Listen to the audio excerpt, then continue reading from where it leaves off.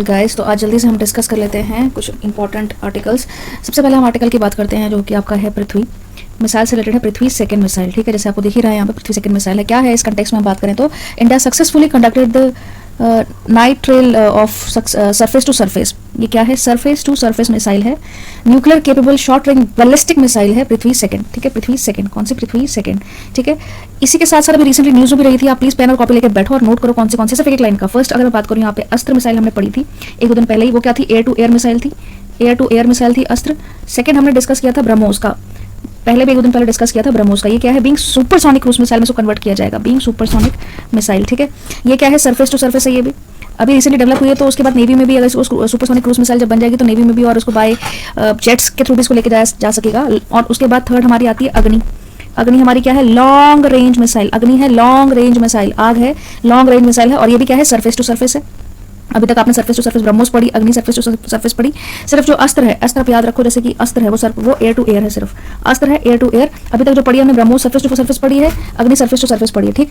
अब आगे डेटा और भी आएगा 5 मिसाइल का IMRD के ऊपर, वो जब मैं बोलूंगी तो बस नोट करें ना। पर ये 4 चीजें आप जरूर नोट करें। इसके अलावा अब नोट करें तो अब इसके बारे में अगर हम पढ़ लें तो अगर इसको बोलें कि ये कौन है, मतलब किसके द्वारा, ये अबाउट क्या है, किसके द्वारा डेवलप की गई है ये मिसाइल, तो इसका आंसर है DRDO। DRDO का फुल फॉर्म क्या है? Defence research and development organisation of India under its integrated guided missile development programme. इसका कौन सा प्रोग्राम है? IGMDP। और फिर से पेन लेके बैठ जाओ, इसको नोट कर लेना। IGDMPD प्रोग्राम क्या है? Integrated guided missile development programme, integrated guided missile development programme IGMDP। Pen copy लेके बैठो, क्या है? IGMDP। जल्दी से नोट कर लो, उसको बाद में टाइम नहीं लगा, अभी देख लो तो नोट करते चले चलो साथ में। Integrated guided missile development programme किसके द्वारा? Bye DRDO। DRDO का मतलब पता ही होगा full form, defence research development organisation, ठीक है।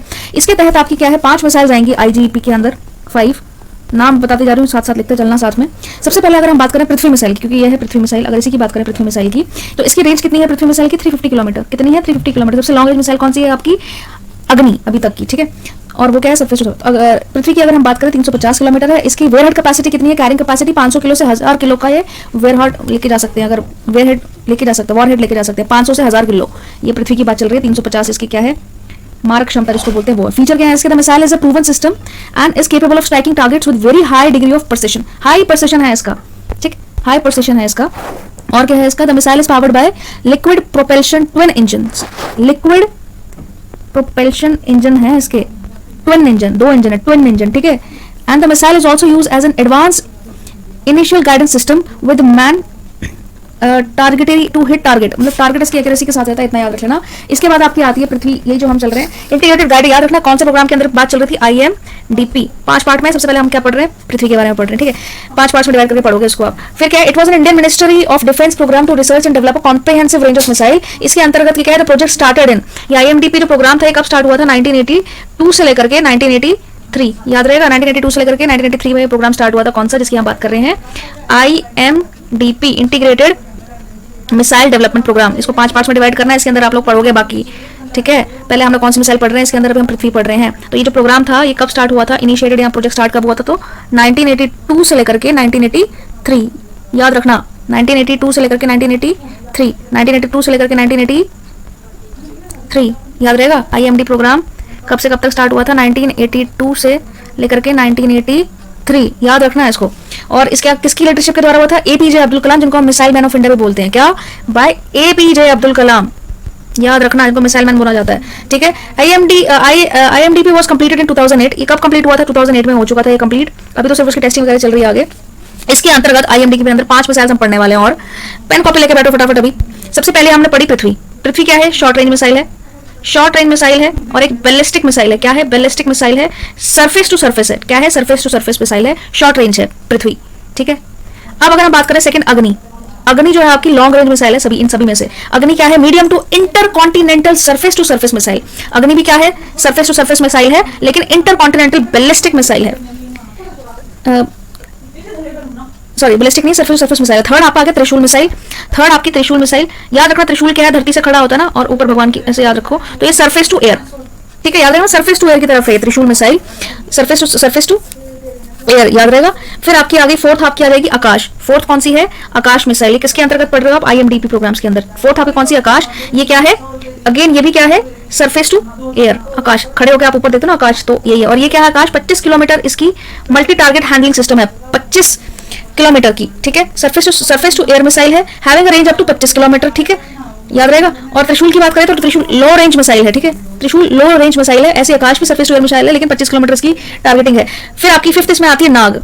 नाग याद रखना कि डस लेगा, जमीन से रेंगता रेंगता जाएगा, ठीक है, और टैंक वगैरह को हिट कर देगा जमीन से। तो जमीन से क्या है, सरफेस टू, याद रखना, ठीक है, जमीन से जाएगा तो सरफेस टू सरफेस मिसाइल है, जनरेशन 5 है। एंड टारगेट टॉप अटैक इसका एंटी टैंक मिसाइल इसको बोला जाता है। एंटी टैंक, सांप जाएगा और टैंक को डिस्ट्रॉय कर देगा, ठीक है। सांप गया और जैसे सांप बैठा हुआ है कुंडली मार के, और सांप गया जमीन से सरफेस तो टैंक को डिस्ट्रॉय कर दिया, एंटी टैंक मिसाइल जिसको बोलते हैं नाग, ठीक है। 5 हमने से पढ़ा है। अब इससे रिलेटेड कुछ क्वेश्चंस आपके आ जाएंगे यहाँ पे। देखो यहाँ पे मैं आपको बता रही हूँ, इंडियन मिसाइल सिस्टम का हमने सारा पढ़ लिया था अभी। त्रिशूल हमने पढ़ा, मैंने तभी कहा था आपको पेन कॉपी लेके बैठना, ठीक है। त्रिशूल क्या है हमारी, अगर बोले तो त्रिशूल सरफेस टू एयर मिसाइल, ठीक। आकाश क्या है हमारी, ये भी सरफेस टू एयर मिसाइल। पृथ्वी क्या है हमारी, सरफेस टू सरफेस मिसाइल। अग्नि क्या है हमारी, सरफेस टू सरफेस मिसाइल, ठीक है। नाग क्या है हमारी, ये भी surface to surface anti tank missile, ठीक। याद हो गया आपको, ये तरीका होता है इसका याद करने का। और खैर अब हम इसको आगे देख लेते हैं, इससे रिलेटेड क्वेश्चंस कौन से हैं अभी तक के आपके। 2014 में आपको क्वेश्चन आया था, with reference to Agni fourth missile which of the following statement is or are correct. It is a surface to surface missile, it is fuelled by liquid propellant only, it can deliver 110 nuclear warhead about 750 kilometre away. 750 कैसे होगा, वो 1000 तो उसका range ही है, 750 कैसे हो सकता है, वो तो ये देखते ही गलत हो जाता है आंसर। ये वाला ऑप्शन क्या है, 1 ओनली, सेकंड थर्ड ओनली, या 1 एंड सेकंड थर्ड ओनली, या फिर आपका क्या है, first second and third only. तो आपको पता है कि इसमें थर्ड जहां पे भी ऑप्शन आ रहे हैं, क्योंकि आपको पता है ये रेंज देख के गलत हो जाएगा, क्योंकि आप सिर्फ उसका 500 से 1000 लेके जा सकते हो। तो यहाँ पे तो ये 7500 किलोमीटर रखी हुई है, तो ये रेंज से गलत आता है। जहां पे भी 3 ऑप्शन है ये गलत, यहाँ लिखा ये भी गलत, ये लिखा ये भी गलत, तो आपका राइट आंसर क्या होगा, राइट आंसर वुड बी ए, ठीक है। आंसर समझ में आ गया।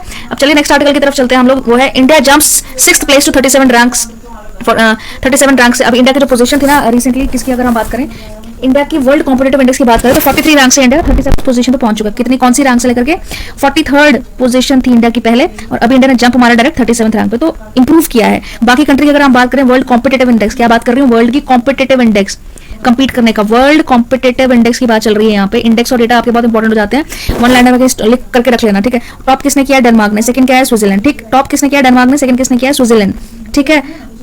इंडिया का क्या रैंक था पहले, 43 था, 43 से जंप करके इंडिया ने कितना किया, 37 रैंक, याद रख लेना, ठीक है। अब अगर वर्ल्ड कॉम्पिटिटिव इंडेक्स की बात करें, कौन पब्लिश करता है इसको, IMD institute for management development. Since कब से, 1989 से, कब से डेवलप करता आ रहा है, सिंस 1989 से IMD जो है, इंडियन मैनेजमेंट डेवलपमेंट इंस्टीट्यूट जो है वो डेवलप कर रहा है, 1988 से करता आ रहा है, ठीक है। पर्पस क्या है इसका, to rank 63 economies and assets to extend to which a country promotes the prosperity of its people by measuring economic wellbeing by hard. अगर इसमें देखा जाए ना, कुछ पैरामीटर्स होते हैं, 4 पैरामीटर्स होते हैं, 63 कंट्रीज का हम डेटा लेते हैं, 4 इसको पार्ट्स में डिवाइड किया था। IMD क्या है, international management development institute management development, IMD के द्वारा 63 कंट्रीज में अभी तक है। दिखाती हूँ उसको, 4 पैरामीटर्स के द्वारा देखा जाता है कौन सी कंट्री अच्छी, कौन सी कंट्री बुरी है। जैसे आपके कुछ पैरामीटर्स लिए जाते हैं, 4 फैक्टर लिए जाते हैं। कौन कौन से फैक्टर्स हैं, एक तो आपका इकोनॉमिक प्रेफरेंस, ये आपका पहला फैक्टर होता है, इकोनॉमिक की प्रेफरेंस। दूसरा आपका फैक्टर होता है गवर्नमेंट की एफिशिएंसी। तीसरा आपका फैक्टर होता है इसमें बिजनेस एफिशिएंसी, ठीक, बिजनेस की एफिशिएंसी। फोर्थ आपका होता है इंफ्रास्ट्रक्चर इसको बोलते हैं मूलभूत ढांचा। तो ये 4 पैरामीटर्स लेके जाते हैं, ठीक। यहाँ पे देख लो, एफिशिएंसी, एनहांसमेंट, बेसिक रिक्वायरमेंट्स, मतलब इंफ्रास्ट्रक्चर हो गया और गवर्नमेंट एफिशिएंसी, ये सब इसमें देखा जाता है, याद रह जाएगा, ठीक है। ग्लोबली अगर हम इसकी बात करें कि ग्लोबली क्या है, डेनमार्क ने टॉप किया, पता है, स्विट्जरलैंड ने सेकंड किया। फाइंडिंग क्या निकल के सामने आती है कि इंडिया ने क्या 37 रैंक जंप करके 43 रैंक से 37 रैंक इंडिया ने हासिल कर लिया, जो कि अच्छी बात है, ठीक है। नेक्स्ट आर्टिकल हमारा मूव करेंगे, भारत गौरव ट्रेन से रिलेटेड है हमारा। क्या है, भारत गौरव ट्रेन से रिलेटेड है, उसको देख लेते हैं। नेक्स्ट आर्टिकल जो है हमारा भारत गौरव ट्रेन से रिलेटेड है। यह है इंडिया का first private train service under Bharat Gaurav scheme, flagged of from Coimbatore से ये ट्रेन जो है वो फ्लैग्ड ऑफ हुई थी। छोटा करके बता दूं कि ये थीम बेस्ड ट्रेन होती है। थीम्स क्या होती है, जैसे कि अगर कोई स्टेट्स हैं आपकी, कोई पिलग्रिमेज में जाना है, होली प्लेस पे जाना है, जैसे गुरु नानक देव वगैरह रामायण, तो उसकी थीम हो जाएगी, गुरु नानक देव की तो गुरु नानक थीम हो जाएगी, रामायण थीम है तो रामायण थीम हो जाएगी। इसमें एक इन शॉर्ट अगर मैं आपको बताऊं कि किसी ने भारत के दर्शन करना, और ऑर्डिनरी ट्रेन नहीं होती कि इसका टाइम टेबल आप बोलो और वो वैसे चलते जाए, ऐसे नहीं होती। जैसे कोई ट्रेन अगर किसी ने जाना है तो थीम बेस्ड ट्रेन होगी, जैसे कोई इसका प्राइवेट कंपनी या कोई प्राइवेट ऑनर या कोई भी स्टेक होल्डर इसको ले सकता है, और साथ में आपकी बुकिंग इसमें ट्रेन होटल से पहले से होकर रखी होगी कि कहाँ पर आपने स्टे करना है, कहाँ नहीं। और जैसे हमें 4 धाम की यात्रा करनी रिसेंटली न्यूज में थी, ऐसे कोई आपने कोई थीम बेस्ड, अगर आपने थीम बेस्ड याद रखना, थीम बेस्ड है, नॉर्मल ट्रेन नहीं है, तो ऐसे आप खर्चा पानी वहाँ पे उसी में रिजर्वेशन हो जाएगी, वहीं से आपकी होटल की बुकिंग भी हो जाएगी और जगह जगह आप प्लेसेस घूम पाओगे। थीम बेस्ड है, कोई भी प्राइवेट ओनर इसको ले सकता है, स्टेक ओनर भी इसको ले सकता है। इससे क्या होगा, इससे ये होगा कि एक तो हम अपनी संस्कृति के बारे में जान पाएंगे, साथ में टूरिज्म भी अट्रैक्ट कर पाएंगे, ठीक है। तो एक इनिशिएटिव लिया गया था ये, और पहली ट्रेन कौन सी, भारत गौरव ट्रेन, ठीक है। फ्लैग कहाँ से हुई थी, कोयम्बटूर से हुई है, ठीक है। ये मैंने आपको इन शॉर्ट बता दिया है, आगे हम देख लेते हैं इसको डिस्कस करके। तो ये पहली ट्रेन जो है, first service of the theme based Bharat Gaurav train from Coimbatore से चली थी, कहां से, Coimbatore to Sainagar Shirdi started journey from 14/6/2022, 14 तारीख को ट्रेन चली थी शिरडी तक। कहां से? कोयम्बटूर से लेकर के शिरडी, शिरडी साइन शिरडी, अगर आपको याद रहेगा, ठीक है। अब इसके बारे में अगर हम देख लेते हैं, southern railway becomes the first zone in Indian railway to get the first registered service provider under the Bharat Gaurav scheme commences the operation of the maiden service from Coimbatore to north Sainagar Shirdi. बात आप बोल रहे हो साईनगर शिरडी, याद रख लेना साईनगर शिरडी, ठीक। पहली जोन ट्रेन बनी है। और जोन से अगर आप बात करूं तो थीम बेस्ड रेगुलर ट्रेन नहीं होती है, थीम बेस्ड ट्रेन, जैसे मैंने आपको बताया। थीम होगी तो वो आप चार धाम थीम होगी तो आप चार धाम घूम सकोगे, रामायण थीम होगी तो आप रामायण से जितनी भी चार धाम आ जाओगे, बुकिंग आपकी पहले हो जाएगी होटल से लेकर के छोड़ने जैसे आपकी बुकिंग वही होती, खर्चा पानी ट्रेन वगैरह सब कुछ उसी को मिलाकर एक पैकेज तरीके का होता है, ठीक है। थीम बेस्ड पहले कोयम्बटूर टू साईनगर चली है, ये आपको पता होगा, ठीक है। नॉर्मली आपको अगर पता चलेगा कि कितने जोन होते हैं रेलवे में, 8 रेलवे जोन होते हैं, ठीक है। ये तो आपको जनरल पता ही होगा, लूसेंट है, कहीं भी आपने पढ़ाई होगा कॉमन, ठीक है। एक अच्छा, ये तो मैंने जनरल फैक्ट शेयर किया। अगर इसकी अगर हम बात करेंगे कब लॉन्च हुई थी, तो ये लॉन्च हुई थी नवंबर 2021 में, 2021 में ये लॉन्च हुई थी। And now have third segment for tourism, ठीक है। पहले क्या, अभी ये तीसरी, पहले क्या थी, सिर्फ गुड्स एंड सर्विसेज की होती थी, ठीक है। फिर पैसेंजर ट्रेन होती थी, अब तीसरी क्या हो रही है, तीसरी टूरिज्म के लिए इसको बनाया जा रहा है। पहले क्या थी, गुड्स एंड सर्विसेज के लिए होती थी, एक जगह से दूसरी जगह जाना, फिर पैसेंजर ट्रेन होती थी। अब टूरिज्म के लिए इसका थर्ड क्या इनिशिएटिव है कि टूरिज्म सेक्टर के लिए डेवलप किया जाए, ठीक है। तभी तो हम इसको चला रहे हैं। Till now the railway has passed had passenger segment and good segment, लेकिन अब क्या टूरिज्म के लिए भी इसको देखा जाएगा। These trains are not regular train, जैसे मैंने आपको बताया, that will run as per time table but will be more on the lines of the Ramayana express, और जो भी जैसे IRCTC के द्वारा कंपेयर करके बनी गई है। It was announced under the theme based tourist circuit train. बता दिया मैंने टूरिस्ट सर्किट ट्रेन क्या है, theme based. These trains will be run by both private players and IRCTC, दोनों से चला जाएगा। जो भी पैसा होगा जिसके पास, गवर्नमेंट द्वारा भी IRCTC भी इसमें होगा, जो कि आपको पता है गवर्नमेंट है IRCTC। साथ में अगर कोई प्राइवेट भी है, जैसे कोई प्राइवेट फर्म है या कोई स्टेक होल्डर है, बस तो वो भी इसको इनिशिएटिव थीम बेस को ले सकता है, प्रोवाइडेड कि उनके पास पैकेज होगा तो कैसे देते हैं वो होगा, जैसे, ठीक है। कौन सी ट्रेन कहां तक जा रही है, क्या क्या खर्चा पानी, वो होटल बुकिंग भी इसी के अंदर ही रहेगी कि आप रुको, फिर आपकी होटल बुकिंग कर दी जाएगी, वहां से फिर आपको जैसे एक स्थान से दूसरे स्थान पे वैसे दिया जाएगा, ठीक है। Trains like Guru Kripa that go all places related to Guru Nanak, जैसे गुरु कृपा ट्रेन है तो गुरु नानक प्लेस रिलेटेड सारी चीजें दिखाएगी। ऐसे रामायण थीम बेस्ड ट्रेन होगी तो रामायण की जो प्लेसेस हैं, holy places related to lord Rama, वो सब वहां जगह जाएगी, ठीक है। Anyone from the society, trust या फिर स्टेट गवर्नमेंट या प्राइवेट फर्म इसको ओन कर सकती है या फिर स्टार्ट कर सकती है इनिशिएटिव लेकर के, एनीवन, ठीक है, कोई भी स्टेट गवर्नमेंट, ठीक है। और IRCTC भी कर सकती है, स्टेट गवर्नमेंट कैन अप्लाई कोई भी to take these trains and run theme on special tourist service based on theme base पे चलेगी, ठीक है। Service provider will offer all inclusive package to tourist including rail travel, hotel accommodation इसमें होगी, sightseeing arrangement इसमें होगा, visit to historical places जैसे heritage site and tour and guidance et cetera, सब इसके अंदर द्वारा इसी पैकेज में बुक होगा, ठीक है।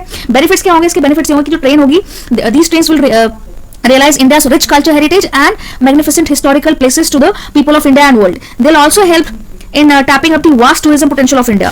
तो ये टूरिज्म के लिहाज से एक बहुत अच्छा इनिशिएटिव आपका बन जाता है एक तरीके से, ठीक है। जैसे आपको दिख रहा है यहाँ पे 5 स्टार फैसिलिटीज होंगी, होटल बुकिंग होगी, जगह जगह घुमाना होगा, वो सब इसमें होगा, ठीक है। अब थर्ड आर्टिकल हम देख लेते हैं जो कि J&K से रिलेटेड है, अजान। J&K से रिलेटेड है अजान। अजान का यहाँ पे मतलब क्या है, आपकी जमीन आपकी निगरानी। क्या है, आपकी जमीन आपकी निगरानी, अजान। अजान से रिलेटेड है, हम देख लेते हैं क्या है क्या नहीं।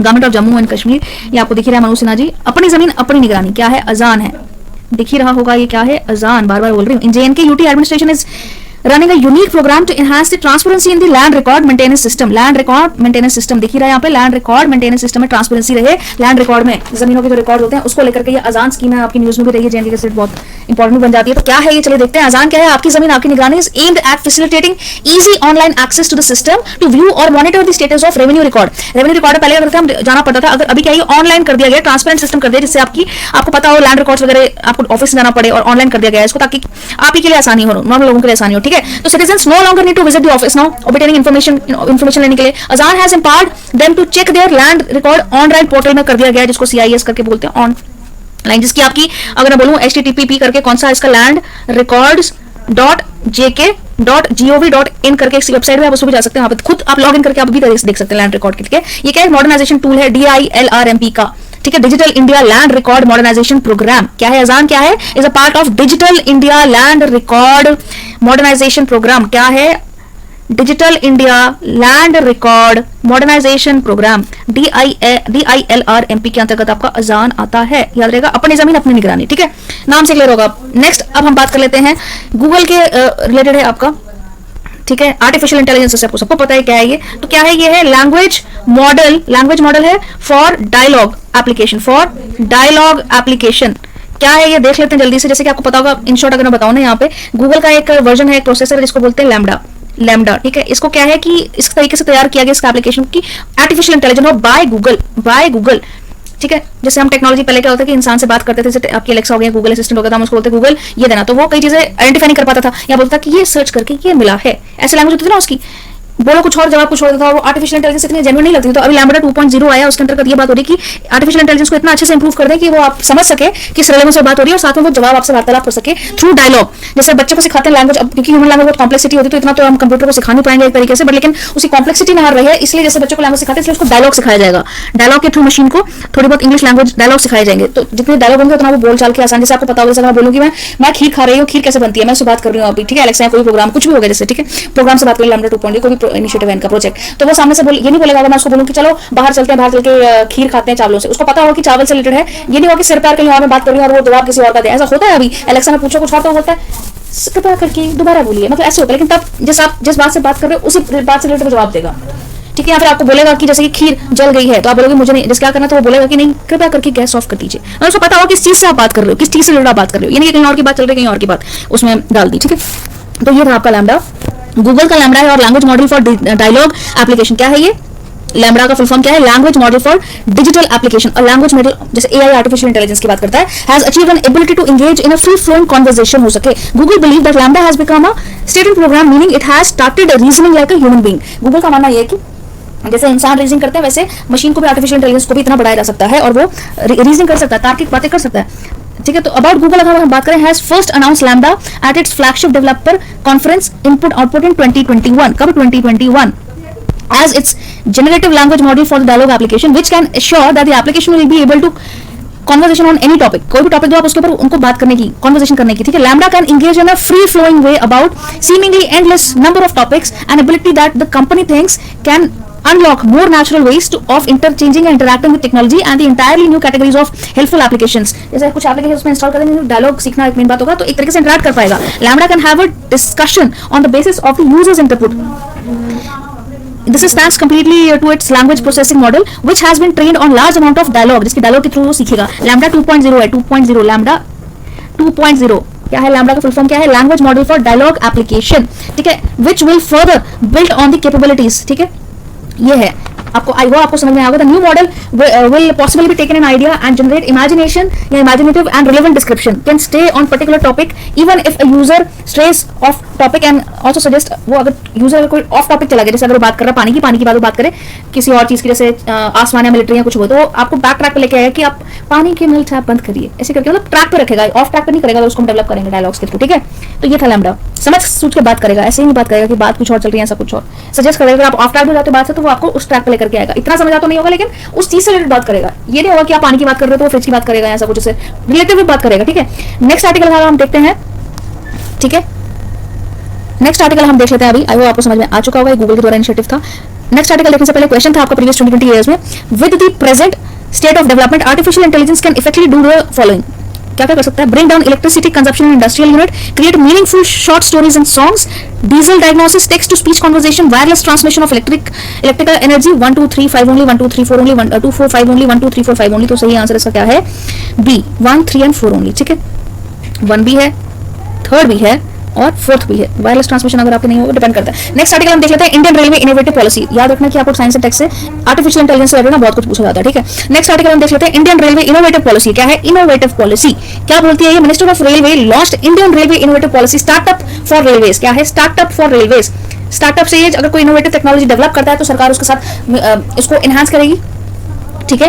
Through this platform startups will get a good opportunity to connect with railways, जैसे कि it grants up to ₹1.5 crore to innovator on equal sharing basis. 1.5 crore तक का अगर आपको प्रोजेक्ट अच्छा लग रहा है तो उसमें सरकार इन्वेस्ट कर सकती है विद प्रोविजन। क्या है इसका, क्या है, grant up to ₹1.5 crore to innovators on equal sharing basis with provision of milestone wise payment, ठीक है। Complete process from floating of problem statement to development of a prototype is online with defined timeline to make it transparent and objective. एक prototype अगर आप बना लेते हो, कुछ भी आप इनोवेशन कर रहे हो, तो अगर आप प्रोटोटाइप बना लेते हो, उसको आप क्या करोगे कि गवर्नमेंट आपको प्रोटोटाइप को एनहांस करेगी, चाहे आप प्राइवेट फर्म क्यों ना हो, तो उसको रिकॉग्नाइज करेगी गवर्नमेंट। ऐसा नहीं है कि उसको गवर्नमेंट सेक्टर में, लेकिन आपके प्रोटोटाइप को एक्नॉलेजमेंट मिलेगी। साथ में गवर्नमेंट क्या कर रही है, आपको इनोवेशन के लिए आपको क्या कर रही है, टेक्नोलॉजी 1.5 करोड़ इनोवेटर भी देगी, ग्रांट देगी एक तरीके से, ठीक है। Trials of prototypes will be done in railway, enhanced funding will be provided to scale up deployment on successful performance of prototypes। Developed intellectual property rights भी होगा, जिसका डेवलप्ड इंटेलेक्चुअल प्रॉपर्टी राइट भी आप उसको ट्रेस कर सकते हो IPR के अंडर, जैसे अगर आपने बनाया तो आपका प्रॉपर्टी राइट वो बना देंगे कम, ऐसा नहीं है कि वो आप लेंगे, मगर आपको इनोवेटिव कुछ प्रोटोटाइप वगैरह बनाना पड़ेगा, इसीलिए तो will remain with innovator only, ऐसा नहीं गवर्नमेंट उसको हटा ले। अगर आपने बनाया तो आप उसका आईपीआर लोगे, मतलब इंटेलेक्चुअल प्रॉपर्टी राइट वो आप ही के नाम से दर्ज होगा, ठीक है। A short development order to innovator, decentralise करने का मतलब है इसका, डिसेंट्रलाइज मतलब decentralisation of complete product development process at divisional level to avoid delays. इससे बहुत ज़्यादा फायदा भी हो सकता है रेलवे को, इनोवेशन स्टार्टअप्स वगैरह चलेंगे तो इससे काफी फायदा होगा। अब हम इसकी स्टार्टअप की हमने समझ लिया, लास्ट ईयर से क्वेश्चन आया था 2015 में, उसको अभी हम देख लेते हैं कि क्या है क्या नहीं, डिस्कस कर लेते हैं जल्दी से। With reference to bio toilet used by Indian railway, consider the following statement. The decomposition of human waste in the biotoilets is initiated by a fungal inoculum.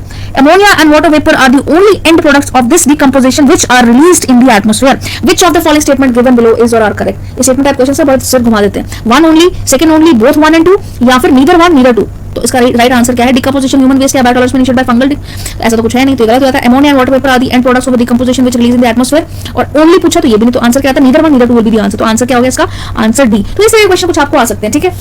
That's all, signing off, MJ, bye, take care, Jai Hind. Of June से related जितने भी article थे, वैसे मैंने आपको पीछे जो article discuss किया उससे मैक्सिमम डिस्कस हो गया, जो बच गया वो इसमें डिस्कस कर लेते जल्दी से। Centre confident of fortified rice stocks benefits outweigh harms food security. In a way कहने का मतलब क्या है कि जो कुपोषण बच्चे होते हैं उनके लिए स्कीम चलाई गई है, इसमें ऐड करने की कोशिश की, क्योंकि इंडिया में पता है कि हर दूसरे व्यक्ति को अनीमिया होता है, खून की कमी होती है, उसमें विटामिन या कुछ प्रोटीन वगैरह ऐड करके ये कुपोषण स्कीम के थ्रू बच्चों को खिलाया जा सके, अच्छी टेक्नोलॉजी राइस बना सके। तो फोर्टिफाइड राइस डिस्ट्रीब्यूशन स्टार्टेड कब हुआ था? अक्टूबर 2021 में स्टार्ट हुआ था, which supplies fortified rice to beneficial under integrated child development service ICDS प्रधानमंत्री पोषण शक्ति निर्माण पीएम पोषण स्कीम। याद रखना, नोट कर लो स्कीम को, इसको स्कीम में जितनी भी आती है उसको आप लिख लिया करो, ठीक है। तो मैंने बता दिया WHO के द्वारा मतलब fortified including trace of elements, इसमें क्या है कि डेलिबरेटली ऐड किया जाएगा माइक्रोन्यूट्रिएंट्स एंड विटामिन्स को, क्यों? ताकि वो अच्छी क्वालिटी का बन सके, ठीक है। ये ताजा करने का मतलब, बाकी तो आपको PDF मिल जाएगी, इसमें आप इसको देख सकते हैं। तो as per recent report, people with thalassemia, sickle cell anaemia and malaria with high incidence in tribal region live in condition of excess iron in the body while TB patient are unable to absorb iron. तो ये भी कुछ तरीके हैं इसमें कि ये भी डैमेज वगैरह कुछ मतलब एक तरीके से गॉइटर जैसी समस्या है, कुछ कुपोषण वगैरह जैसे खेंगा हो जाता है। Consumption of iron fortified foods by them can lead to reduce immunity and dysfunctionality of organs. एक प्रॉब्लम इसकी भी कि अगर हम उसके आयरन और विटामिन बढ़ा दें तो जो TB के मरीज हैं या कुछ ट्राइब्स जैसे बताएंगे तो उनका क्या होगा, उनको तो इससे नुकसान होगा। बट खैर कुपोषण कौन सी स्कीम थी? कुपोषण याद रखना, PM। नेक्स्ट हमारा आर्टिकल डिस्कस कर लेते हैं। Ministry of information broadcasting ask print digital and electronic media to refrain from ad promoting online betting. Online betting मतलब दिखाना गलत, फॉल्सी एड इसको आप बोल सकते हो, ठीक है। उसकी खिलाफ स्ट्रिक्ट एक्शन लिया जाएगा। कौन से? कंज्यूमर प्रोटेक्शन एक्ट 2019 CCI के IP करके मैं रिसेंटली बताया था, अगर नहीं पता होगा आपको मेरी पिछली वीडियोस देख सकते हैं, उसमें आपको आराम से मिल जाएगा, ठीक है। About regulation of online gaming in India, जैसे आपको पता है बैटिंग एंड गेमिंग जैसे गैम्बलिंग वगैरह कुछ होता है ना, लिस्ट 7 शेड्यूल मेंशन किया गया तो वो अलाउड नहीं है। Every state in India accept Goa and Sikkim and Daman and Diu prohibits करता है गैम्बलिंग और बेटिंग के लिए, ठीक है। ठीक है, समझ में आ रहा है। State legislature have the right to impose tax on lotteries conduct by other states with jurisdiction lotteries and species of gambling activities. तो ये सुप्रीम कोर्ट ने बोला 2022 में कि स्टेट लेजिस्लेचर के पास ये राइट होगा कि वो टैक्स दे सकता है लॉटरीज के ऊपर, जैसे टैक्स इंपोज कर सकता है, ठीक है। However regulation of online betting and gambling falls under grey zone. Sikkim was the first state to legalise and Telangana was the first to ban it. Sikkim ने इसको लीगल मान लिया था कि ठीक है चलेगा, बैटिंग वेटिंग आप अलाउड है, लेकिन तेलंगाना पहला कर इसने बैन किया था, याद रख लेना, ठीक, समझ में आ गया। तो ये था। रिसेंटली क्या है, the goods and service tax council has found merit in imposing 28% GST on online gaming. Online gaming की अगर आप बात करें उस पर 28% GST लगा हुआ है, ठीक है। अब हम बात करते हैं राज्यसभा के इलेक्शंस जो है वो हो रहे हैं। मैंने आपको पिछले आर्टिकल में बता दिया था, अब मैं इसको दोबारा से डिस्कस नहीं करना चाहती हूँ, बट फिर भी आपको बता दूं कौन सा आर्टिकल है। 80 का 3rd शेड्यूल है। 4th शेड्यूल ऑफ कॉन्स्टिट्यूशन क्या बोलता है वो देख लें। एलोकेशन ऑफ सीट देता है राज्यसभा को यूटीज को on the basis of population of each state. मैंने आपको बहुत डेप्थ में इन डेप्थ में बताया हुआ है, आप इसको जाकर देख सकते हैं, मेरे डेली न्यूज में आपको दिख जाएगा वहां पर, ठीक है। 6 साल का राज्यसभा का, आप 6 साल आपको बोलेगा तो मैं पहले बता दूं राज्यसभा जो है वो परमानेंट हाउस होता है, उसके सिर्फ मेंबर्स चेंज होते हैं। Got it. प्रेजेंटली 245 मेंबर्स हैं, कुछ सीट्स से छोड़ी भी होती है, पीओके या कोई भी रिजर्व कैटेगरी मतलब उसके लिए। तो खैर इसको मैं डिस्कस नहीं करूंगी, यहाँ पे मैंने पूरा डिस्कस कर दिया हुआ आर्टिकल, दोबारा मेरे को उसको डिस्कस करने की जरूरत नहीं है, आप चाहे उसको देख सकते हैं पिछली वीडियोस में। ये भी है आपका वेब 5.0, इसको मैं डिस्कस नहीं करूंगी, मैंने पूरा अच्छे से डिस्कस किया हुआ है, दोबारा मैं इसको डिस्कस करने वाली नहीं हूँ, पहले बता दिया था। Ministry of railway launches Indian railway innovative policy, मैंने अभी स्टार्टअप किया है, अभी बताया इसका 1.5 लाख करोड़ इनोवेशन, ठीक है, ये अभी बताया, इसको भी डिस्कस नहीं करूंगी। Zoo can now be set up in forest sans green nod. Permission मिलेगी कि जू जो है अभी फॉरेन कौन सा है, फॉरेन कंजर्वेशन FCA एक्ट 1980 याद रखना, सेंट्रल जू अथॉरिटी ने परमिशन दे दी है कि इस जंगल में जू बन सकते हैं। वाइल्ड लाइफ प्रोटेक्शन एक्ट कौन सा है, 1972 provides for establishment of CSCA 1992 complement and strengthen national effort in conservation of the rich biodiversity of the country. Chairman है, 10 मेंबर्स हैं, member of secretary et cetera et cetera. याद रखना फॉरेस्ट कंजर्वेटिव एक्ट FCA 1980 और wild life protection act अगर आएगा तो 1972। Establishment of CZA किसको बोलते हैं, 1992, याद रख लेना इसमें, ठीक है। आगे बढ़ते हैं नेक्स्ट वन लाइनर की तरफ। Special remission to prisoners to mark 75th year of independence. अगर कोई प्रेग्नेंट वगैरह उनको रिमरेशन मिल जाएगा फिर इनको। 5 year of Rohingya waiting for repatriation since August 2017 से क्या है, मैंने रोहिंग्या जैसे आपको पता है म्यांमार से रिफ्यूजी कैंप्स में आए थे, तो उनका कॉक्स बाजार करके है बांग्लादेश में 2017 में इनका क्या हुआ कि रिपेट्रिएशन नहीं हुआ, वेटिंग में, स्टिल वेटिंग है। ठीक है, आगे हम देख लेते हैं सम रेफ्यूजीज एक्यूज्ड ऑफ स्मगलिंग याबा, ये सब चीजें उनकी चल रही हैं। एआई वासी मैंने आपको बताया था, ऑस्ट्रेलियन वाटर सिक्योरिटी इनिशिएटिव में पहले डिस्कस कर लिया, पिछले वीडियोस में जाकर देख सकते हैं। Regulation review of authority RRA 2.0 setup in 2021 has submitted its report containing the final set of ये आरआर 1999 से स्ट्रीमलाइन आरपीए सब रेगुलेटरी बॉडी है, जाकर देख लें, लाइनर है। Russia becomes India second largest supplier of oil, पहला कौन सा है? इराक, ईरान नहीं, इराक, ये मैंने आपको पिछले से बता दिया था। सीपरी मैंने अभी रिसेंटली अपलोड किया है 16 जून का, आप उसमें सीपरी रिपोर्ट आप उसमें जाकर देख सकते हैं। इंटरनेशनल पीस रिसर्च अभी बताया मैंने, इसको बताऊंगी, डिस्कस नहीं करूंगी। इराक की एक लेक है सोरा रन्स ड्राई, ये सूख चुकी है, इराक की पर्ल ऑफ साउथ लेक, इसको सोरा बोला जाता है कि ड्राई हो चुकी है। And water crisis expert says including climate change के चलते ऐसा हुआ है। कौन सी किसकी लेक है? इराक की सवा रन्स, ठीक है। आगे हम बात कर रहे हैं निक्सटामाइजेशन, ये मैंने आपको 16 जून के उसमें बता दिया हुआ है, इसको मैं दोबारा शेयर नहीं करूंगी, मेज से रिलेटेड आर्टिकल था। आगे हम बढ़ लेते हैं इससे।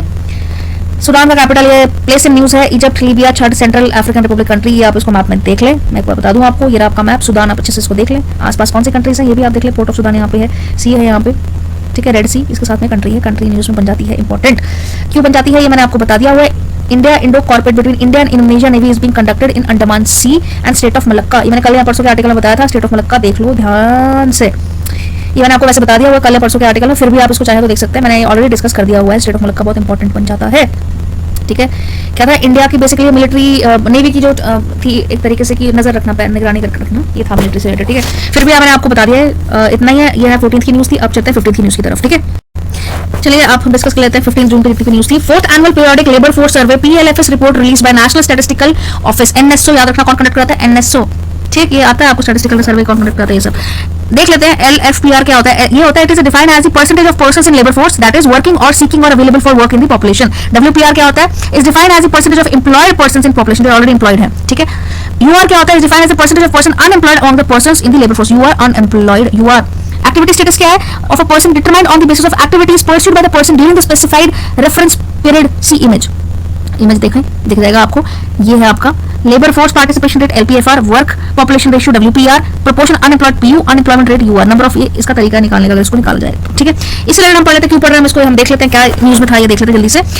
The annual PLFS cover the period July 2020 से जुलाई 2021 की फाइंडिंग क्या थी? इसमें all India labour force participation rate LPFR जो है LFPR इंक्रीज टू 41%, 6, ठीक है। रूरल एरिया में 42% है, अर्बन एरिया में 38.9% है, मेल 57% है, फीमेल 21% है। फ्रॉम 41% 920 से इंक्रीज हुआ, पहले कितना था? 40.1 था, तो 41.6 है, 1%, 1.5% का इंक्रीज हुआ है। अब द वर्कर पॉपुलेशन हम देख लेते हैं, वर्कर पॉपुलेशन सेकंड स्टेट था, इंक्रीज इन 39.8% जो एम्प्लॉयड है, ठीक है।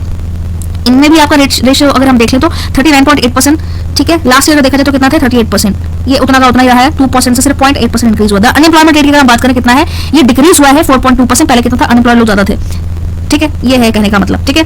ऑब्जेक्टिव क्या है इसका, यही आपको पता है कि सीडब्ल्यू से ये सब देना। नेक्स्ट हम आर्टिकल देख लेते हैं यहाँ पे, ministry of statistics and programme implementation MOSPI released migration in India 2020 से 2021 रिपोर्ट। ये रिपोर्ट क्या बोलती है कि first time collection of additional data during the annual round of periodic labour force service PLFS July 20 June इतना migration as per से दिखाया जाता है। It separates the category of temporary visitors and migration, इसमें जो माइग्रेशन की category में temporary जो आता है उसको सेपरेट रखा गया, उसको इंक्लूड किया गया इस रिपोर्ट में। की फाइंडिंग क्या निकल के सामने आई है? All India migration rate was 28.9%, migration India का रेट कितना? 28.9% with 26.5% and 34.9% migration rate in the rural urban areas. Female recorded highest share of migration rate 47%, female का ज्यादा माइग्रेशन है, ठीक है। ये डेटा शो करता है, ठीक है। नेक्स्ट आर्टिकल हम पढ़ते हैं, central clear Agnipath scheme for recruitment of youth in arm forces for 4 years. ये मैंने आपको डिस्कस किया 16 जून, जाकर के देख लें इसको, अभी मैंने डिस्कस किया, जाकर इसको देख सकते हैं, मैंने अपलोड की हुई वीडियो, सब उसके बारे में सारी रिलेटेड जानकारी आपको सब इसमें मिल जाएगा, मैंने बहुत अच्छे से एक्सप्लेन किया हुआ है, ठीक है। New map of earth tectonic plates to help understand quakes, मतलब अर्थ क्वेक्स वोल्केनिक बेटर, ये आपकी एक आप ज्योग्राफी से रिलेटेड इसको पढ़ सकते हैं। क्या है? न्यू मैप, एक मैप बताया गया प्लेट टेक्टोनिक्स का, जिससे आपको अर्थ के बारे में ज्यादा अच्छी जानकारी पता चल सके। फर्स्ट सुपर कॉन्टिनेंटल जो वल्लभारा था उसके बारे में पता चल जाएगा। New map of global geological province and tectonic plates develop into past construction of continents like first super continent वल्लभारा, जैसे हम पढ़ते हैं पेंजिया वेंजिया, इसको बोलते हैं वल्लभारा। Fragment of to form the super continents over the first being Pangea and existed इतने साल पहले 7 modern continents which makes the earth land surface plate technology scientific theory that explains how major land, जैसे plate model है ऐसे provinces and organ, तो आपको पता होगा पहले का प्लेन्स क्या है, जैसे जुड़ रही है अभी जो इंडिया है, आप देखेंगे नॉर्थ यूरेशियन प्लेट्स जाकर टकरा रहा है, फिर ये टूटेगा फिर बढ़ेगा, फिर ऐसे करके राउंड होगा, तो प्लेट टेक्टोनिक्स से रिलेटेड आया था, इसको आप देख लेंगे उसमें। सेकंड है the new entity with wider mandate to replace banks board bureau BBB क्या है? New entity with wider mandate to replace banks. A reported center is planning to introduce a new entity in place BBB with a wider and more legally tenable mandate. BB is an autonomous body of government of India founded in 2016 में, ठीक है। BBR का अगर हम बात करें was also entrusted with the task of engaging with the board of directors of all PSBs to formulate appropriate strategy for their growth and development. The board was also consulted on the move to merged PSBs to create 4 large entities. In 2001, the Delhi High Court set aside appointment by made by Triple B Sector General Banking Companies Acquisition and Transfer Undertakings under 19 Act 1980. इसको आप पढ़ लेना, ये already insurance companies है, state bank वगैरह, क्योंकि आप जैसे सेबी भी है तो क्यों रखा जाता है ताकि आपका बैंक अच्छे से रेगुलेट कर सके, वर्क कर पाए, नहीं कि जैसे अपनी जैसे बैंक को चपत लगा के बाहर चलते बने। तो ये प्लेट टेक्टोनिक का अगर बात करूँ तो आपको पता ही होगा कौन सी प्लेट कहाँ पे, जोंडा फुके कुछ प्लेट्स हैं, वैसे जोंडा फुके प्लेट्स हैं, नजक्का प्लेट है, सब आपको पता होना चाहिए, ठीक है। ये आप डायग्राम्स को देख सकते हैं। नेक्स्ट हम आर्टिकल वन लाइनर देख लेते हैं कौन कौन से, ये भी मैंने डिस्कस कर लिया, BMIST EAC बिम्स्टेक है, ठीक है। अभी रिसेंटली अभी नेपाल वगैरह इसके पोर्ट है, ये भी मैंने डिस्कस किया हुआ, उसको आगे देख ले। हाँ, ये I2U2 समिट बहुत इंपॉर्टेंट हो जाता है। I2U से क्या है, इजराइल और इंडिया, I2U2 समिट में आ जाता है आपका यूएस एंड UAE, ठीक है। यूएस एंड UAE ये सारे कोलैबोरेट करेंगे एक तरीके से, आपका क्वाड बना हुआ वहाँ पे वेस्ट में, वैसे आपका ये एक तरीके से मिलिट्री एक्सरसाइज होने पर एक क्वाड ग्रुप बना हुआ I2U2, ठीक है। नेक्स्ट है आपका वे फाइंडिंग एप्लीकेशन है आपकी, यूनियन कैबिनेट ने इसको अप्रूव कर दिया between India and United Nations.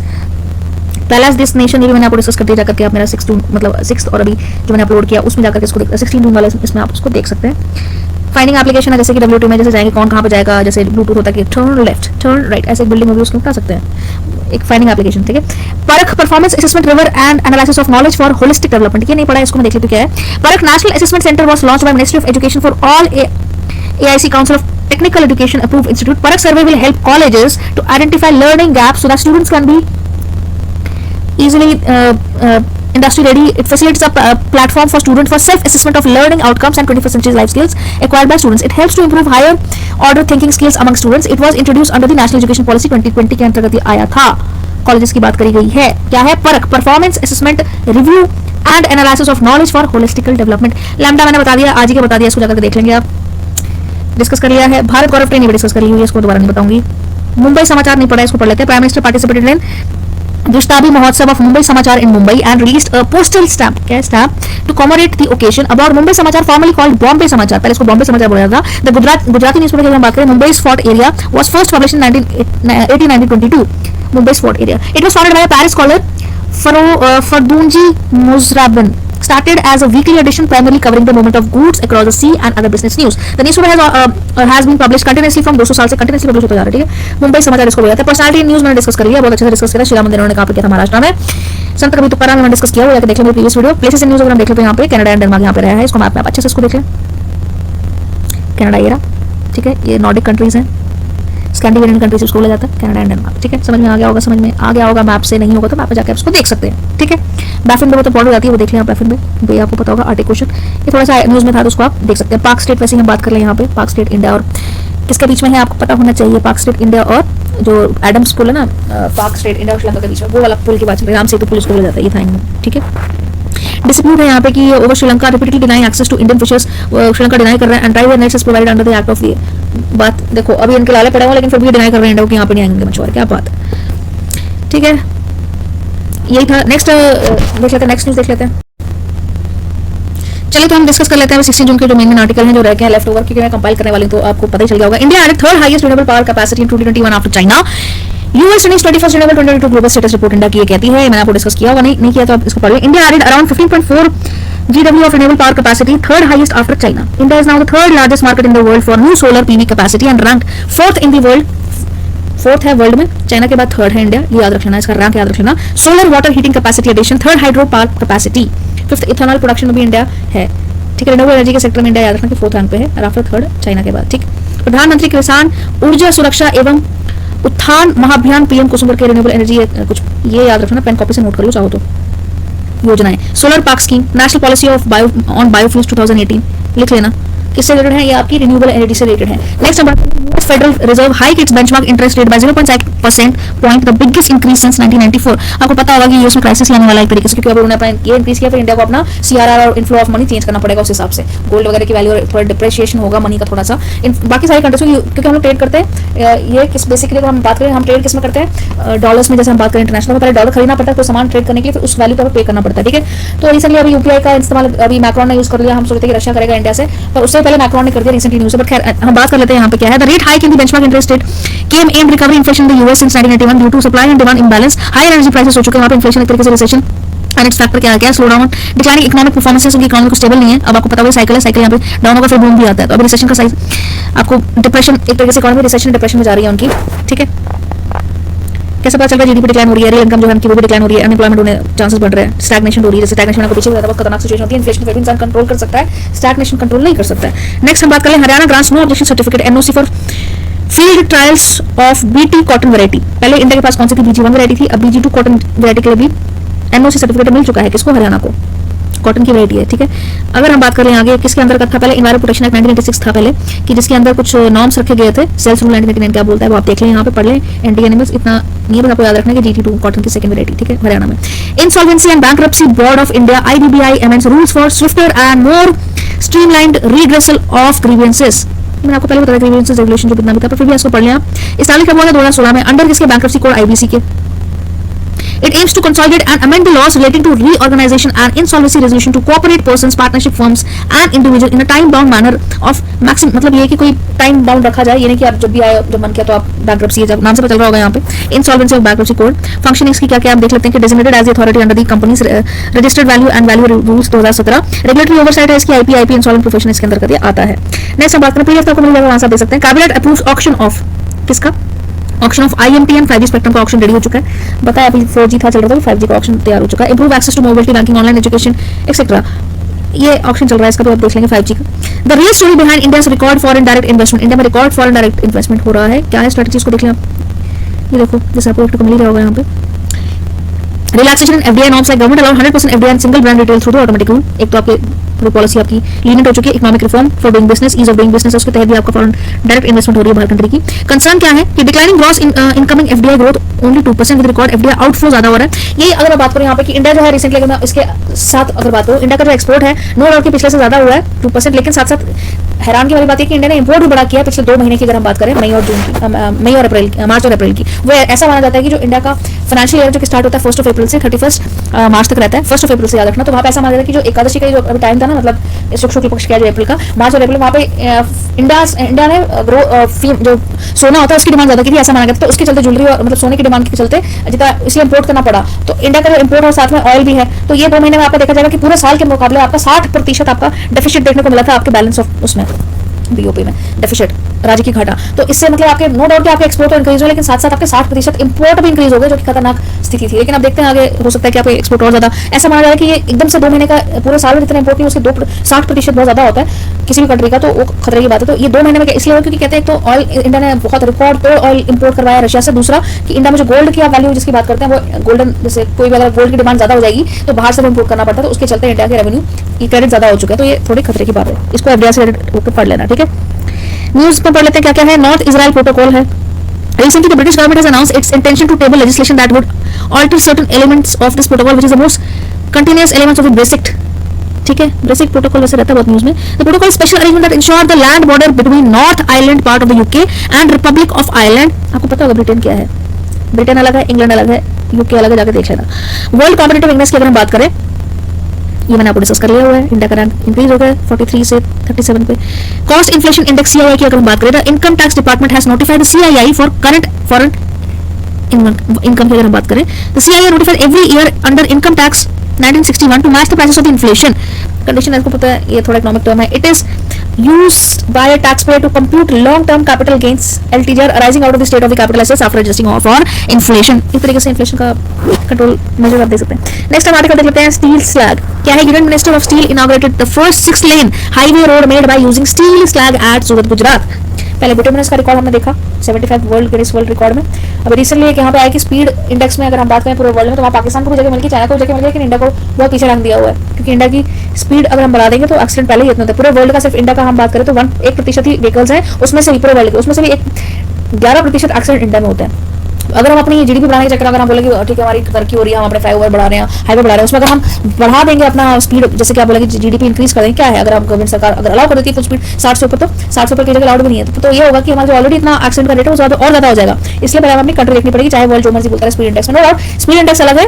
Speed index मतलब कि आपकी स्पीड 40% रहती है, ट्रैक्टर्स की 20% रहती है, कार्स की 60%, तो अभी भी उसका ड्राइव करोगे तो बैन लगा हुआ। तो खैर यहाँ पे बात चल रही थी स्टील स्लैग से रोड बना है बाय प्रोडक्ट, कहाँ पे, गुजरात में, याद रख लेना, ठीक है। Just transition for the first time, Union Minister of Coal will have just transition division which will draft sustainable coal mine closure plans for areas economically dependent on the dry fuel. Just transition ensures safe livelihood, land restoration and reclamation near mining areas. It also paves the way for re-employability of communities and economic stability of region. Specially बात करें अगर जो mining area के उसमें transition एक तरीके से नया चीज लाने की कोशिश की गई है उन लोगों के लिए। माइनिंग के आपको पता है क्या कंडीशन होती है? KGF याद रख लेना है ना। तो क्वाड्रिलेंट ह्यूमन पेपिलोमेविरस वायरस है, एक वैक्सीन इसका है। Drug controller general of India DGCA ने इसको रिकमेंड किया कि सीरम इंस्टीट्यूट ऑफ इंडिया ने डेवलप किया है vaccine for cervical cancer patient के लिए। एक क्या आ गई है अभी वैक्सीन डेवलप हो चुकी है, ठीक। इससे क्या हुआ 16.5% टोटल कैंसर इंक्रीज इंडिया में देखने को मिल रहा है। Second most common type of cancer था अमंग्स आफ्टर ब्रेस्ट कैंसर। तो ये डिजीज से रिलेटेड। ब्लैक डेथ की अगर हम बात करें, ancient DNA from bubonic plague की बात करते हैं हिस्ट्री में। विक्टिम्स बरीड इन क्रिमिटीज has helped solve an enduring misery, pinpointing an area in northern Kyrgyzstan as the launching point of the Black Death. किससे रिलेटेड है ब्लैक डेथ? बुबोनिक प्लेग से, ठीक है। Black death was the deadliest pandemic on the record, kill nearly 200 million people in Europe, called the Black Death. In reference to the black death के बारे में था। कोडवास के बारे में पढ़ लेते हैं। also known as the people of Coorg, a small community mainly living in Coorg district of Karnataka. They are a warlike tribe with three main groups: Kodava, Mopas, Kodava, Mapias, Kodaga, Gwadas and Bil। कोडगा याद रखना, तो उसकी सब types आप याद कर लो। They are unique customs ritual, no dowry system यहाँ पे, जो कि बहुत अच्छी बात है। प्रीस्ट इन मैरिज, ये सब होता है इसमें। And it is endangered language by UNESCO, belonging to the Dravidian group of language.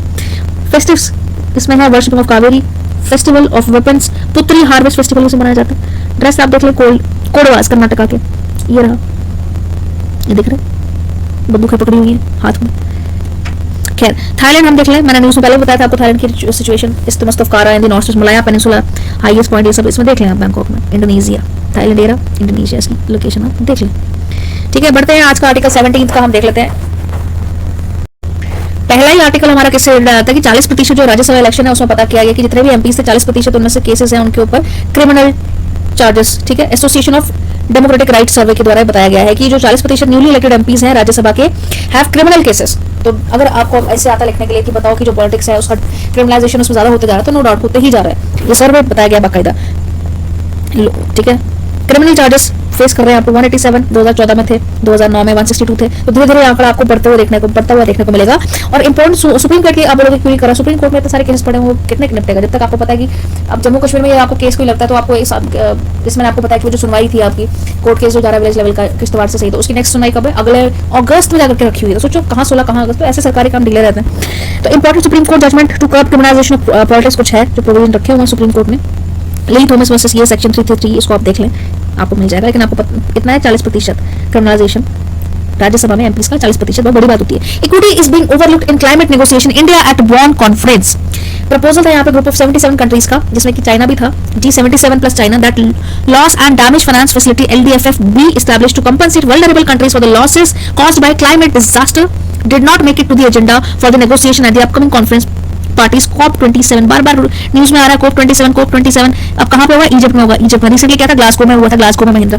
ये मेरे न्यूज में चल रहा है, आप जून के न्यूज में आप उसको देख सकते हैं, वीडियोस को आप पॉज करके देखेंगे। दूसरी वीडियोस भी है, मैंने इससे रिलेटेड आपको बता दिया कहाँ पे होगा, क्या होगा, नेगोशिएशन चलेगी। खैर आगे हम चलते हैं, बढ़ते हैं। इंपॉर्टेंट इसमें देख लेते हैं कि क्या है। 2007 में COP13 था, कंसिडरेशन थी उसकी LND इंट्रोड्यूस। 13 में COP19 था, 2015 में COP21 आया, 2021 में COP26 आएगा। अच्छा चल रहा है, अभी नेक्स्ट आएगा COP27 जो कि हमारा होगा इजिप्ट में, ठीक। नेक्स्ट हम बात कर लेते हैं यहाँ पे nearly 250 overground workers OGWs arrested in Jammu and Kashmir. Overground workers arrest हुए हैं, ठीक है। पब्लिक सेफ्टी एक्ट जो आपका बोलता है ना PSA, public safety act, unlawful activities वहां पे चल रही थी, जैसे आपको पता रिसेंटली कश्मीर में ये सब आम बात है। लेकिन अभी न्यूज में आ गया तो आप देख लेंगे 250 ओवरग्राउंड वर्कर्स, बहुत ज्यादा है ratio.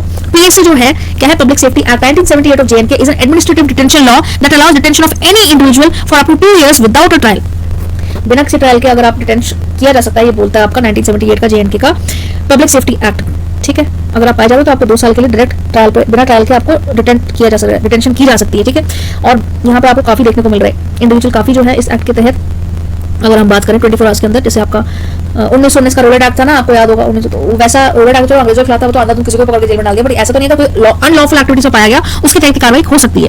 Detention of a person below the age of 18 is strictly prohibited. 18 साल से कम व्यक्ति की हम उसको बच्चा मानते हैं इंडिया में, तो उसका स्ट्रिक्टली उसको मना ही है। लेकिन अगर कोई उससे ज्यादा अनलॉफुल एक्टिविटीज में पाया जाता है तो उसको डिटेंट किया जा सकता है, ठीक है। तो आगे हम बात कर लेते हैं यहाँ पे वेपन्स भी इसमें देखे गए हैं, keeping I on security forces movement distribution. तो रिसेंटली आपको पता भी यहाँ पे कि काफी सारे हिंदू उनको गोलियां मतलब सिक्योरिटी नॉर्मल तो चल रही थी, अनलॉफुल एक्टिविटी में पाया जाएगा तो उसको डिटेन कर दिया जाएगा। Indian external affairs minister hosted foreign ministers of association of south east Asian nation ASEAN, बहुत इंपॉर्टेंट बन जाता है आसियान, न्यूज में आएगा। ब्रिक्स क्या है, आसियान क्या है, कौन से ग्रुप में क्या है, G37 क्या है, G77 क्या है, अभी रिसेंटली पढ़ा। The meeting mark the 30 years of ASEAN India dialogue relation. Myanmar was not invited in the meeting with ASEAN. Asian India dialogue relation started with the establishment of sectoral partnership in 1992. कब establish हुए थे? 1992। ठीक है, members countries हम देख लेते हैं कौन कौन सी सबसे ज्यादा, आप देख लो कौन कौन सी कंट्रीज है, कहाँ पे बहुत इंपॉर्टेंट है location. Thailand, Myanmar, Cambodia, Singapore, Indonesia, Malaysia, Vietnam, Laos, Philippines and बने तो ये सब एशियन कंट्रीज। ठीक है, आसियान इसको बोला जाता है। ठीक है, पैसिफिक इंडो पैसिफिक रीजन की बात चल रही है। आप क्यों है न्यूज़ में आपको पता होगा कि चाइना और वियतनाम जो है उसमें चल रहा है, इसमें अटैक ना कर दें। ठीक है, आपको पता ही होगा इसमें क्या है, वियतनाम पार्ट है किसका, आसियान ग्रुप का। इंडो पैसिफिक रीजन हमेशा न्यूज़ में रहता है। ठीक है, banks gross NPA drop below 6% in March 2022, lowest in 6 years, lowest रहा अभी तक का 6 year में। 2016 से नेट फेल हुआ है 1.7% का। रीजन मैंने आपको बता दिया था पिछले, अभी थोड़ा पहले बताया। स्टेप्स कुछ ले सकते हैं इसमें, surfacing, secularization and reconstruction of financial assets and enforcement of Security Act, recovery of debt due to banks and financial institutions, fugitive economic offended act 2018 to deter economic offenders from evading the process of Indian law by remaining outside the jurisdiction of Indian courts.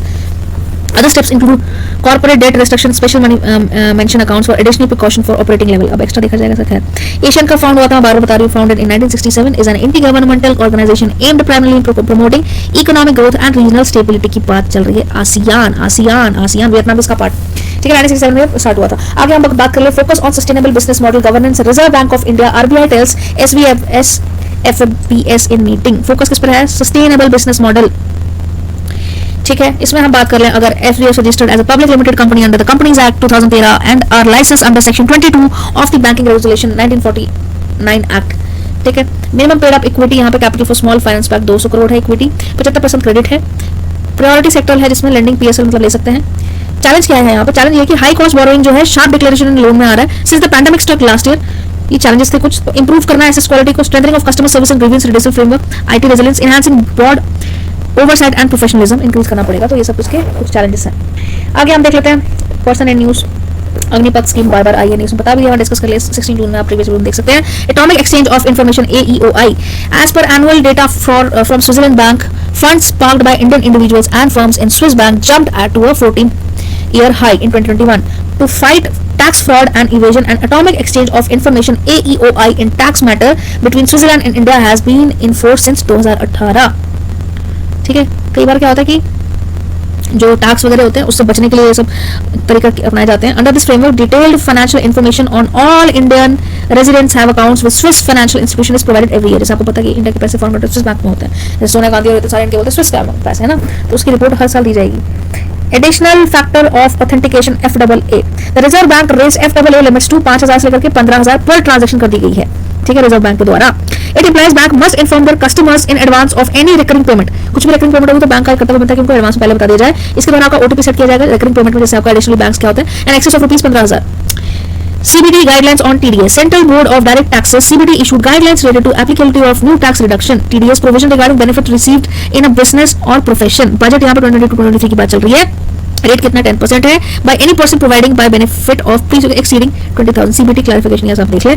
एक है great Indian hornbill. Hornbill आपको हमेशा news में रहती है, आपकी एक book भी होगी इंग्लिश की, अगर आपने पढ़ी होगी NCERT में लेंगे उसी ऑन बिल पक्षी के ऊपर ये बनाई गई। खैर हम देख लेते हैं, न्यूज़ में है तो इसको पढ़ना पड़ेगा। नागालैंड का ये क्या है, वोखा डिस्ट्रिक्ट, वहाँ पर great hornbill being tortured. इंसान को नहीं छोड़े तो जानवरों को कहाँ छोड़ेंगे, पक्षियों को कहाँ छोड़ेंगे। रिसेंटली सारस भी न्यूज़ में था, वो भी आप देख लें, अगर आप इसके बारे में पढ़ने लगे तो सारस के बारे में पढ़ लें। डिस्ट्रीब्यूशन क्या है, found in the Indian subcontinent in south east Asia. ICU के इसमें वल्नरेबल है, कंडीशन इसकी वल्नरेबल है। प्रोटेक्शन क्या है, under the wild protection act schedule 1 में forest female great hornbill are smaller than males. Female जो ऑन बिल्स होती है छोटी होती है, ठीक है, एज कम्पेयर टू मेल्स। इसको टॉर्चर किया गया था, कहाँ की बात है, Nagaland Wokha district. Desalination plant है दहेज भरूच गुजरात का। Plants turn salt water into water in the fit to drink. पीने के लिए डीसैलिनेशन वाटर, जैसे नमकीन होता है ना, खारा पानी होता है समुद्र का, तो ये वैसे कहाँ की गुजरात की बात चल रही है वहाँ पे कि उसको पीने लायक बनाया जा सके। कॉन्टैक्टलेस पेमेंट UPI आपको पता है, रिसेंटली मैंने आपको बताया था न्यूज़ था। इसके अलावा अगर हम कॉन्टैक्टलेस की अगर बात करें, बिना कॉन्टैक्ट की पेमेंट की अगर टैप टू पे है, इतनी सारी है यहाँ पे। ठीक है, more than 6 month times between December 2018 से लेकर last year. Contact payment refers to the use of near field communication NFC technology in cards for payment without having to swipe the card। यहाँ पे स्वाइप जैसे हम उसके ऊपर wifi जैसे बने होते हैं, आपने देखा होगा कार्ड के ऊपर, तो वो बिना कॉन्टैक्ट लेंस के आपको स्वाइप हो सकता है उससे कार्ड। ठीक है, शॉर्ट रेंज वायरलेस कनेक्टिविटी इसके लिए चाहिए होती है, मैग्नेटिक फील्ड इंट्रोडक्शन में ये सब चाहिए होता है। खैर नेक्स्ट हम बात कर ले 5G की, तो आपने पता ही होगा कि उसको private captive 5G network. The Union Cabinet has allowed private captive 5G telecom network in India. Joining the league of Germany, UK, France, Italy, US, South Korea, Japan, China, Saudi Arabia, among other. A private captive 5G network is basically a network set up by private entity. पहले government entity थी, private entities को allowed कर दी गई है तो the use of enterprises concern and no one else. अब BSNL नहीं, ये गवर्नमेंट ही रहेगा, प्राइवेट की एंटिटी भी है. किसके नक्शे पर चल रहा है India? Germany, US, France, Italy, north Korea, south Korea, Japan, China, Saudi Arabia. Ascertaining authenticity of medicines in India. India की ऑथेंटिसिटी चेक कर रहे हैं. 300 कॉमन ड्रग आर बैंड. और एक ऐसे अमेंडमेंट हुई है drug rules 1945 to ensure authenticity and traceability of 300 common drugs ban through QR code. WHO का स्टैंड है, देख लेते हैं. According to the WHO world health organisation, around 35% of the fake drugs sold globally come from India. ये अच्छी बात नहीं है, इंडिया की छवि को थोड़ा WHO की तरफ झटका मिल रहा है क्योंकि India is known for medicines all over the world. इंडामेंट की अगर हम बात करें, ग्लेनमार्क्स फिक्स्ड डोज कॉम्बिनेशन है, ड्रग है, किसलिए has got the DCGI drug controller general of India approval to treat patients of uncontrolled asthma. Asthma से रिलेटेड आप याद रख लें इसको, इंडामेट. ठीक है, बढ़ते हैं नेक्स्ट. पर्सनालिटी न्यूज अगर हम बात करें, गोपी चंद नारंग की बात चल रही है यहाँ पे. He was known as the ambassador for Urdu language. Ambassador of Urdu language. Former chairperson थे साहित्य अकादमी, died recently. पर्सनालिटी इंटरव्यूज हैं. क्या नाम था इनका? गोपी चंद नारंग. पद्मश्री इनको मिल चुका है, पद्म भूषण भी इनको मिल चुका है. ठीक है, पद्मश्री भूषण, श्री भूषण याद रखना. वैल्यूज क्या है? He made every attempt to keep Urdu language beyond communalism. ऐसा नहीं कि कम्युनिटी की कम्युनलिज्म से बियॉन्ड उर्दू लैंग्वेज इन्होंने रखी. Develop north India. So that's all. Signing off MJ. बहुत लंबा आर्टिकल हो चुका था, फिर भी मैंने ऑलमोस्ट सारे डिस्कस किए. कंपाइलेशन था सभी गाइड्स. ठीक है, जो छूट गए तो सारे कंपाइल कर दिए हुए. नेक्स्ट आर्टिकल भी इसी से रिलेटेड हम कुछ छूट गया तो मैं नेक्स्ट कल आपको अपडेट कर दूंगी. नेक्स्ट आने वाले आर्टिकल में जो 17 या 18 का आएगा उसमें डिस्कस हो जाएगा. बाकी सारा ऑलमोस्ट डिस्कस हो चुका है. पीडीएफ आपको मिल जाएगी इसी लिंक में. प्लीज इसको सब्सक्राइब करें, hit the subscribe button and that's all. Signing off MJ. Bye. जय हिंद.